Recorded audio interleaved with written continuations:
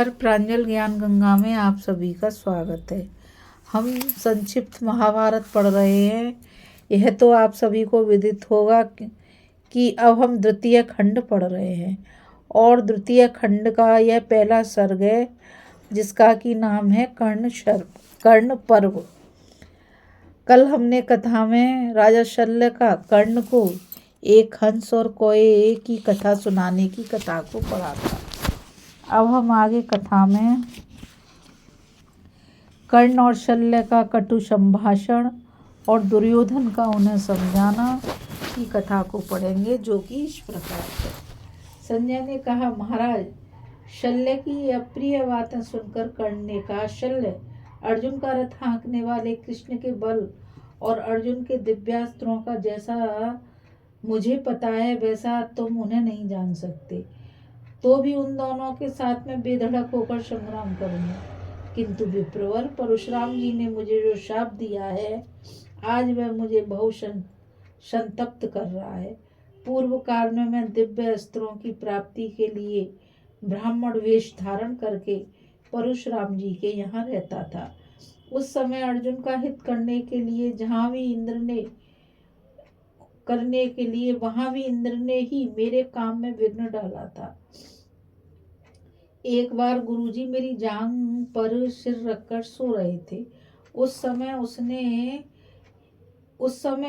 उन्हें एक बेडोल कीड़े के रूप में आकर जांघ में काट लिया। उसके जोर से काटने के कारण मेरे शरीर से खून की धारा बह निकली। यानी कि इंद्र ने एक कीड़े का रूप बनाकर कर्ण की जांघ पर काट लिया है। यह कर्ण मतलब कथा सुना रहे हैं। किंतु गुरुजी की निंद्रा न टूट जाए इस भय से मैं तनिक भी न हिला न डुला। जगने पर उन्होंने यह सब घटना देखी। मुझे ऐसा धैर्यवान देखकर उन्होंने कहा, अरे तू ब्राह्मण तो है ही नहीं, ठीक ठीक बता किस जाति का है।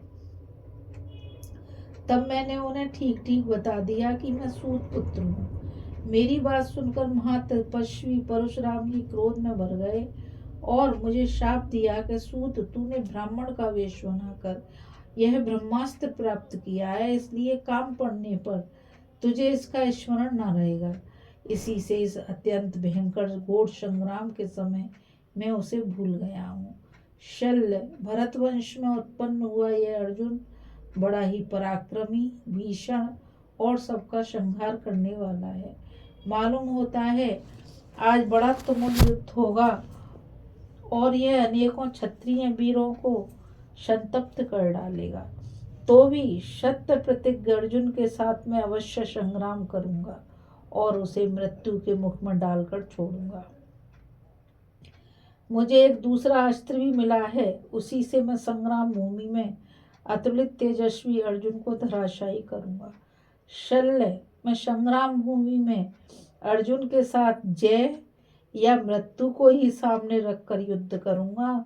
मेरे सिवा और ऐसा कोई वीर नहीं है जो इंद्र के समान पराक्रमी पार्थ के साथ अकेला रथारूढ़ होकर युद्ध कर सके। तुम तो निरे मूर्ख और मूर्छित हो। तुम मुझे अर्जुन के बल पराक्रम की बातें क्या सुनाते हो। अब मैं स्वयं ही संग्राम भूमि में उसके पराक्रम से प्रसन्न होकर क्षत्रियों की सभा में उसका वर्णन करूंगा।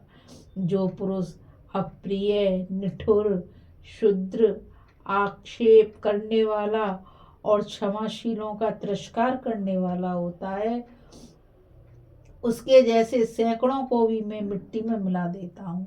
किंतु आज केवल समय की ओर देखकर शल्य में तुम्हें क्षमा कर रहा हूँ। मेरा तो तुम्हारे साथ बड़ी सरलता का बर्ताव है, किंतु तुम जाने क्यों टेढ़ी मेढ़ी बातें करते हो। तुम बड़े ही मित्रद्रोही हो। मित्रता तो सात पग साथ रहने से हो जाती है। शल्य, यह बड़ा ही कठोर समय आ गया है। राजा दुर्योधन रणभूमि में आ गए। मैं उन्हीं की विजयक्षा से यहाँ आया हूँ, किंतु तुम अर्जुन की ही गुणगाथा गाए क्यों जाते हो, जबकि वास्तव में उसके प्रति आपका अटूट प्रेम संबंध भी नहीं है। आज विजय प्राप्त करने के लिए मैं अर्जुन पर अपना अप्रमेय और अजय ब्रह्मास्त्र छोड़ूंगा। इस दिव्य अस्त्र के प्रभाव से मैं दंड पाणी यम, पाश हस्त वरुण, गदाधर कुबेर, वज्रपाणी इंद्र से तथा किसी अन्य आताताई शत्रु से भी नहीं डरता हूँ। अतः श्री कृष्ण और अर्जुन से भी किसी प्रकार का मुझे भय नहीं है शल्य, परंतु मुझे एक भय अवश्य है। एक बार की बात है, मैं विजय के उद्देश्य से अस्त्र पाने के लिए घूम रहा था। उस समय अनेकों भीषण बाणों को चलाने का अभ्यास करते करते मैंने भूल से एक होम धेनु के बछड़े को मार दिया।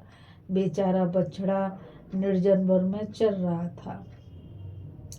यह देखकर उसके स्वामी ब्राह्मण ने कहा, चूंकि तुम इसने अपराध होम धेनु के बच्चे को मारा है, इसलिए संग्राम में लड़ते लड़ते तुम्हारे रथ का पहिया गड्ढे में फंस जाएगा और तुम बड़ी आपत्ति में फंस जाओगे। ब्राह्मण के इस प्रबल शाप से मुझे आज भी भय बना हुआ है शल्य।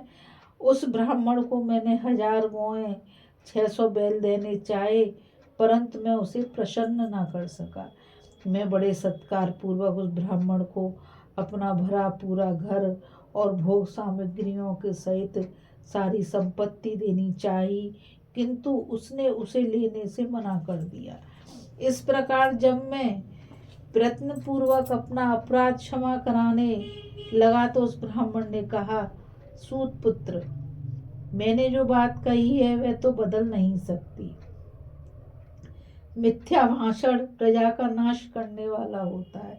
यदि मैं अपने कथन को मिथ्या कर दूंगा तो मुझे पाप लगेगा। अतः धर्म की रक्षा के लिए मैं झूठ तो नहीं बोल सकता। मुझसे झूठ बुलवा कर तुम मेरी ब्राह्मी गति का उच्छेद ना करो। लोक में कोई भी मेरी बात को मिथ्या नहीं कर सकता। अतः अब तुम शांत हो जाओ। इस प्रकार यद्यपि तुमने मेरा तिरस्कार किया है तो भी मैंने सौहार्दवश तुम्हें यह प्रसंग सुना दिया है। अब तुम चुप रहो और आगे की बात पर ध्यान दो। तुम मेरे साथी, स्नेही और मित्रों शल्य, इन 3 कारणों से ही अब तक जीवित बचे हुए हो। इस समय मेरे सामने राजा दुर्योधन का बड़ा भारी काम है और उसकी जिम्मेवारी भी मेरे ही ऊपर है। मैं तुम्हारे कठोर वचनों को क्षमा करने की प्रतिज्ञा कर चुका हूँ। शत्रुओं पर विजय तो तुम जैसे हजारों शल्यों की सहायता के बिना भी मैं पा सकता हूँ, किंतु मित्र से द्रोह करना बड़ा पाप है। इसी से तुम अब तक बचे हुए हो शल्य। शल्य ने कहा, कर्ण, तुम अपने शत्रुओं के विषय में जो कुछ कह रहे हो वह सब तो तुम्हारा बकवाद ही है।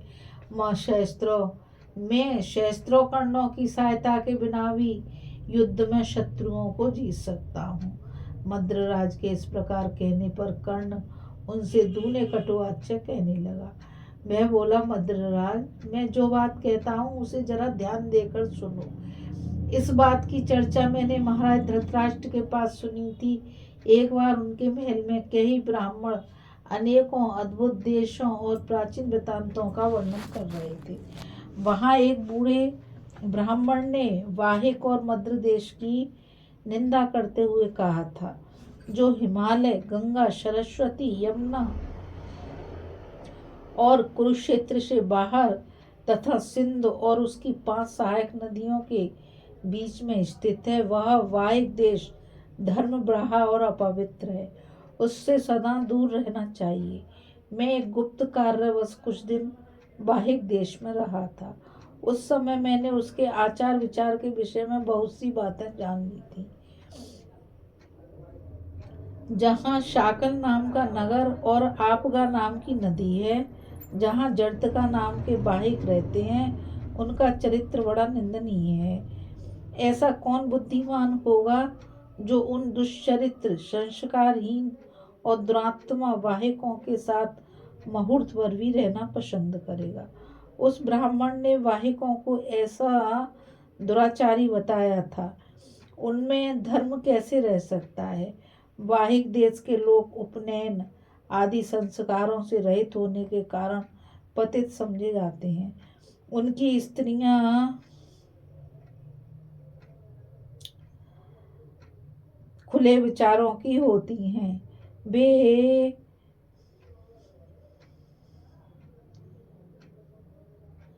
धर्म भ्रष्ट तथा यज्ञ के अधिकार से वंचित होते हैं।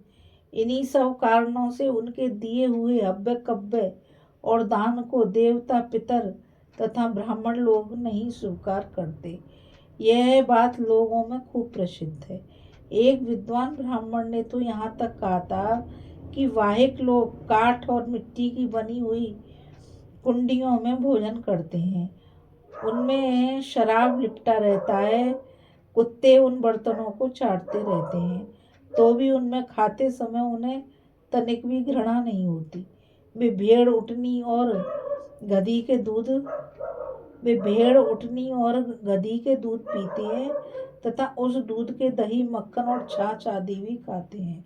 इतना ही नहीं, वे वर्ण शंकर संतान उत्पन्न करने वाले और दुराचारी होते हैं। शुद्ध अशुद्ध का विषय छोड़कर सब तरह का अन्न खा लेते हैं। इसलिए विद्वानों को चाहिए कि आरठ नाम से उन वाहिकों का साथ छोड़ दें। इसी प्रकार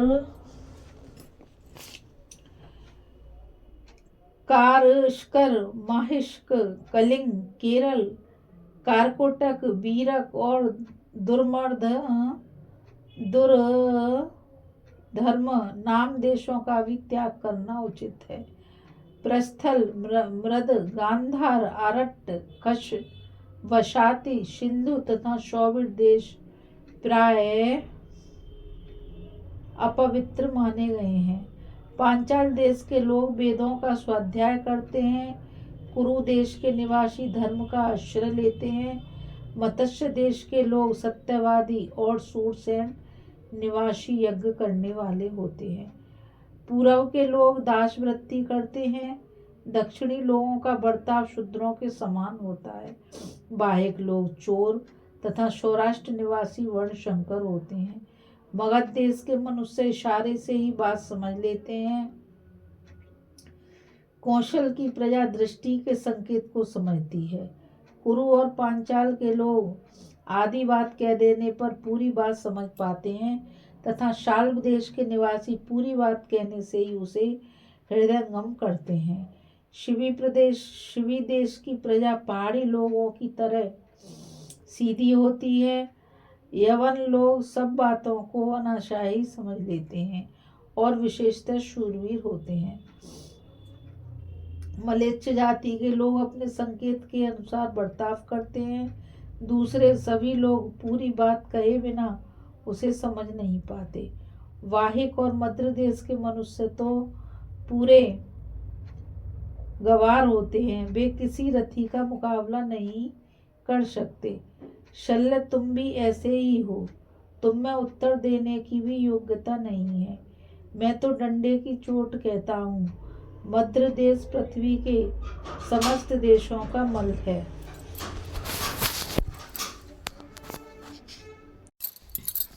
शल्य ने कहा, कर्ण, तुम जिस देश के राजा बने बैठे हो, उस अंग देश में क्या होता है? अपने ही सगी संबंधी जब रोग से पीड़ित हो जाते हैं तो उनका त्याग कर दिया जाता है। अपनी ही उस दिन रथी और अतिथियों की गणना करते समय भीष्म जी ने तुमसे जो कुछ कहा था, अपने उन दोषों पर ध्यान दो और क्रोध शांत करके सभी देशों में ब्राह्मण हैं, सर्वत्र क्षत्रिय, वैश्य और शूद्र भी हैं तथा सब जगह सुंदर व्रत का पालन करने वाली सती साध्वी स्त्रियां भी हैं। जिन देशों में अपने अपने धर्म का पालन करने वाले राजा लोग हैं जो दुष्टों को दंड देते हैं, इस प्रकार धार्मिक मनुष्य भी सर्वत्र होते हैं। किसी देश के सभी निवासी पाप ही करते हों यह बात ठीक नहीं है। उसी देश में ऐसे सचरित्र और सदाचारी मनुष्य भी होते हैं जिनकी बराबरी देवता भी नहीं कर सकते। कर्ण, दूसरों के दोष बताने में सभी लोग बड़े ही प्रवीण होते हैं, किंतु अपने दोषों का पता नहीं रहता, अथवा अपने दोष जानते हुए भी ऐसे भोले बने रहते हैं मानो उन्हें कुछ पता ही न हो। इस प्रकार कर्ण और शल्य को परस्पर विवाद करते देख राजा दुर्योधन ने उन दोनों को रोका। उसने कर्ण को मित्र भाव से समझाया था तथा शल्य के सामने हाथ जोड़कर प्रार्थना की। उसके मना करने से कर्ण मान गया और शल्य की बात का कोई जवाब नहीं दिया। शल्य ने भी शत्रुओं की ओर अपना मुंह फेर लिया। तब राधा नंदन कर्ण ने हंसकर शल्य को पुनः रथ आगे बढ़ाने की आज्ञा दी। इस कथा में बस इतना ही। अभी हम कथा में कर्ण और शल्य का कटु संभाषण और दुर्योधन का उन्हें समझाने की कथा को पढ़ रहे थे। अब हम आगे कथा में कौरव व्यू निर्माण, कर्ण और शल्य की बातचीत, अर्जुन द्वारा संशयपतकों का, कर्ण द्वारा पांचालों का तथा भीम द्वारा भानुसेन का संहार और सात्यकी से वृषसेन की पराजय की कथा को पढ़ेंगे। इस कथा में बस इतना ही। मुझ गीता रावत को आज्ञा दीजिए। कल फिर मिलेंगे एक नई कथा के साथ। और मैं आप सभी से यही कहना चाहूँगी कि इस चैनल को ज़्यादा से ज़्यादा लाइक, शेयर और सब्सक्राइब करके आगे बढ़ाने में अपना योगदान दीजिए, ताकि यह अमूल्य ज्ञान अधिक से अधिक लोगों तक पहुंच सके।